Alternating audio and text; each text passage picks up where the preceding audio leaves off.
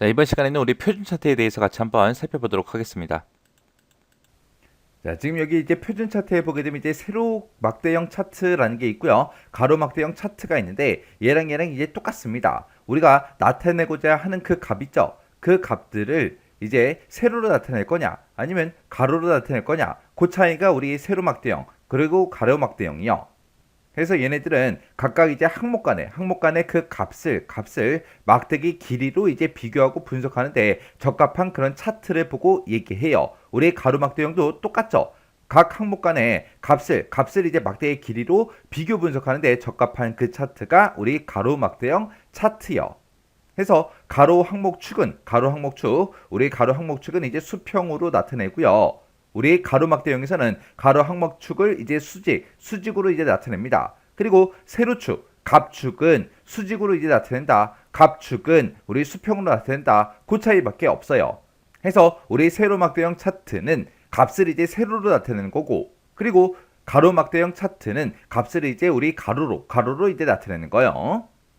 그 다음에 이제 꺾은선형 차트요. 꺾은선형이다 그러면 지금 그림처럼 이렇게 생긴 거죠. 얘는 이제 일정 기간 동안 데이터가 어떻게 변하는지 그 추세를 확인할 때 이제 사용하는 거예요. 예를 들자면 이제 뭐 회사에서 매출액하고 순위, 비용 이거에 대해서 이제 연도별로 어떻게 변하는지 그런 것들을 이제 확인할 때 사용하는 게 꺾은선형이요. 그래서 얘는 연속적인 값이 어떻게 변화되는지 그거를 표현하는 것으로 변화율에 이제 중점을 두고 표현하는 것을 보고 우리가 꺾은선형 차트라고 그렇게 합니다. 그래서 꺾은선형이다, 가로다, 세로다 이런 건 여러분들 많이 보셨잖아요. 그죠? 그 다음에 이제 원형 차트요. 원형 차트다 그러면 이것도 되게 많이 봤죠. 우리 선거할 때마다 보잖아요. 그죠? 얘는 전체 항목의 합에 대한 각 항목의 비율을 나타내는 그런 차트를 보고 우리가 원형 차트라고 하죠. 이 원형에 보게 되면 이렇게 나눠져 있죠. 조각들이 나눠져 있죠. 이 조각을 서로 전부 다 분리도 할 수 있고요. 일정 하나의 이 조각을 따로 떼어낼 수도 있습니다. 그리고 이 차트 원형이기 때문에 이 첫 번째 조각을 회전도 시킬 수 있어요. 그때 회전시킬 때는 0도부터 360도까지 그렇게 우리가 회전도 시킬 수 있습니다. 근데 이 원형 차트 같은 경우에는 가장 중요한 게 얘예요. 항상 몇 개의 데이터요? 한 개의 데이터 계열만 가지고 있어요. 그래서 가로축이다, 세로축이다 그런 축이 없습니다. 그래서 얘는 한 개의 데이터 계열에 대해서만 표시한다. 이거 꼭 기억하셔야 돼요. 꼭. 그 다음에 이제 우리 분산형 차트요. 분산형 차트가 지금처럼 그림으로 보게 되면 이런 형태로 생긴 그런 차트를 보고 얘기합니다. 얘는 이제 XY 좌표로 이루어진 한 계열로 두 개의 이제 숫자 그룹을 나타낼 때 사용하는 게 우리 분산형 차트요. 해서 얘는 이제 데이터에 불규칙한 그런 간격이 됐든 아니면 묶음을 이제 보여주는 것으로서 우리가 주로 이제 과학공학용 데이터 그런 분석에 이제 사용되는 게 우리 분산형 차트요. 그래서 이 분산의 차트는 가로축의 그 값이 일정한 간격이 아니거나 아니면 데이터 요소수가 이제 많을 경우에 데이터 요소 간의 차이점보다는 큰 데이터 집합 간의 유사점을 표시하기 위해서 사용되는 게 우리 분산형 차트요. 얘는 이제 차이점을 이제 파악하기보다는 유사점을 표시하기 위해서 사용하는 게 우리 분산형 차트다. 그렇게 이제 기억하시면 됩니다. 자, 이 그림이 이제 영역형 차트요. 얘는 이제 아래쪽에 보니까 시간이 쭉 작성이 되어 있죠. 이렇게 해서 시간대별로 방문자 수 대비해서 이제 판매 수량이 몇 개인지 그거 이제 나타낸 거예요. 이런 거 나타낼 때 쓰는 게 우리 영역형 차트입니다. 자, 여기 보니까 이제 나왔죠. 시간에 따른 각 값의 변화량을 서로 비교할 때 사용되는 거고요. 얘는 전체 영역하고 특정 영역을 서로 비교해서 전체와 이제 부분 간의 관계를 그렇게 나타낼 때 쓰는 게 영역형 차트입니다. 그 다음에 이제 도넛형 차트요. 얘는 이제 도너츠 모형으로 생겼죠. 얘는 전체에 대한 각 부분의 관계를 비율로 그렇게 나타내서 각 부분을 비교할 때 이제 사용되는 차트를 보고 얘기하는 거고요. 얘는 원형처럼 그렇게 생겼는데 원형이랑 좀 다른 게 뭐가 다르냐? 얘는 이제 여러 개의 계열을 가질 수 있다는 거예요. 원형 차트 같은 경우에 딱 한 개의 계열에 대해서만 표시할 수 있다 그랬죠. 근데 도넛형은 여러 개의 계열을 가져요. 그게 달라요. 그러니까 요거 정확하게 기억하셔야 돼요. 원형하고 도넛하고 이제 헷갈릴 수 있거든요. 원형은 한 개의 계열에 대해서만 표현할 수 있고요. 도넛형 차트다라고 하게 되면 이제 여러 개의 계열을 가질 수 있더라라는 거 기억하시면 돼요. 얘도 마찬가지로 원형처럼 첫 번째 조각을 0도부터 시작해서 360도까지 회전시킬 수 있어요. 그리고 도넛형은 가운데 보면 구멍이 뚫려 있죠. 이 구멍의 크기도 90%까지 그 사이의 값으로 구멍의 크기를 조절할 수 있습니다. 여기서 이제 여러 개의 데이터 계열을 갖는다 그랬는데 이게 무슨 말인지 좀 보세요. 자, 이런 식으로 해서 이제 각 항목 여러 개의 계열을 사용할 수 있다는 거예요. 자, 이 그림에서 보듯이 이렇게 중간중간에 이제 도넛이 여러 개가 이제 겹쳐져 있죠. 그래서 여러 개의 데이터 계열을 가질 수 있는 게 우리 도넛 차트입니다. 그 다음에 이제 방사형 차트요. 방사형 차트도 일단 그림 먼저 보자고요. 자, 방사형 차트가 이런 거예요. 이런 형태의 그래프 여러분들 많이 보셨죠?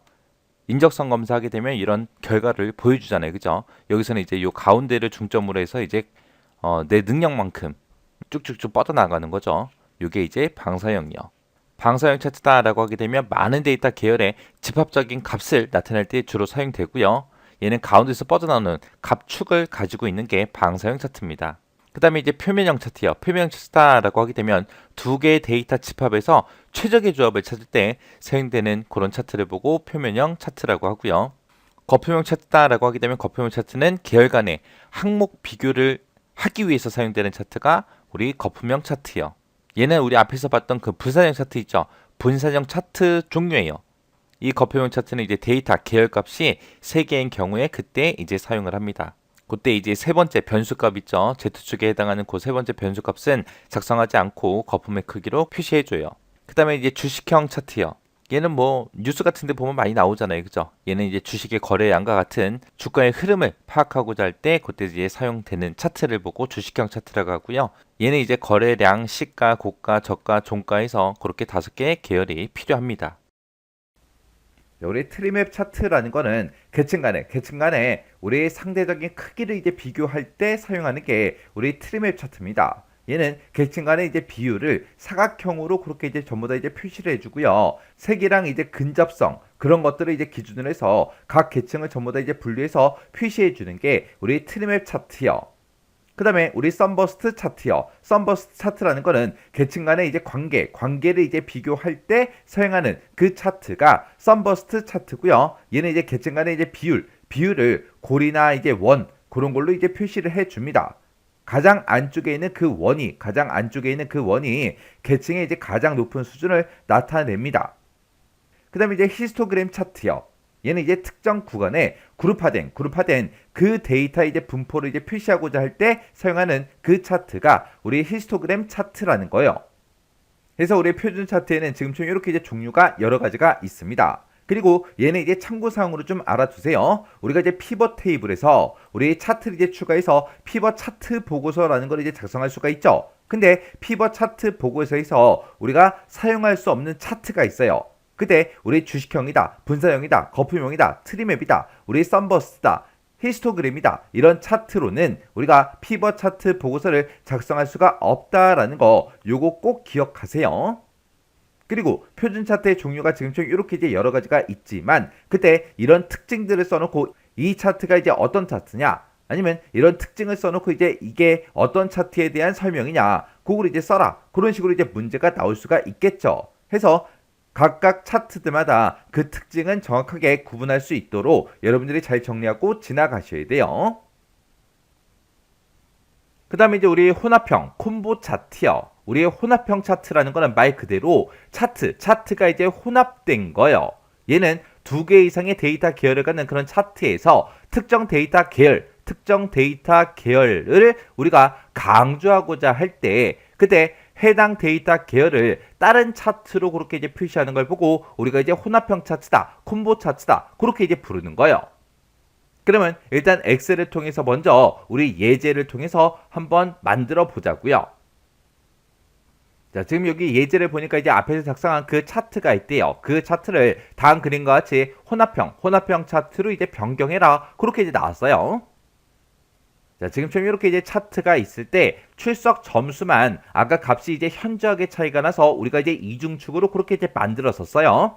이 출석 점수를 우리가 이제 묶은 가로막대형 그걸로 이제 변경을 한번 시켜볼게요. 해서 우리가 회색 막대기 중에 아무거나 이제 한번 클릭을 해주면 모든 회색 막대기가 싹 다 이제 선택이 되죠. 그 상태에서 마우스 오른쪽 버튼 눌러주고요. 여기서 이제 계열 차트 종류 변경 요거 이제 선택해주면 돼요.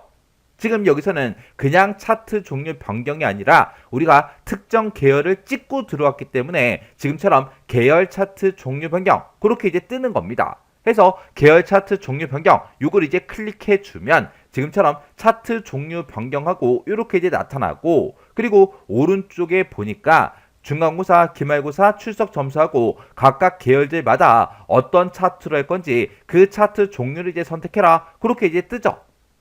그리고 우리 왼쪽에 보니까 지금 혼합으로 그렇게 이제 돼 있어요. 그러면 그때 이제 우리 출석 점수를 묶은 세로막 대용으로 돼 있는데 이거를 이제 묶은 가로막 대용으로 한번 변경을 한번 시켜보자고요. 이렇게 해서 출석 점수만 우리가 묶은 가로막 대용으로 바꿔주세요. 그렇게 해주고 여기서 이제 확인 버튼만 땅 하고 눌러주면 되겠죠. 해서 확인이요.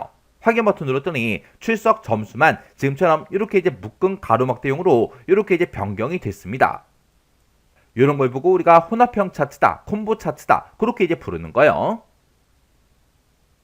그래서 우리 혼합형 콤보 차트는 2개 이상의 데이터 계열을 갖는 그런 차트에서 특정 데이터 계열을 강조하고자 할 경우에 해당 데이터 계열을 다른 차트로 그렇게 이제 표시한 거, 그걸 보고 우리가 혼합형 차트다, 콤보 차트다 그렇게 이제 부르는 거예요.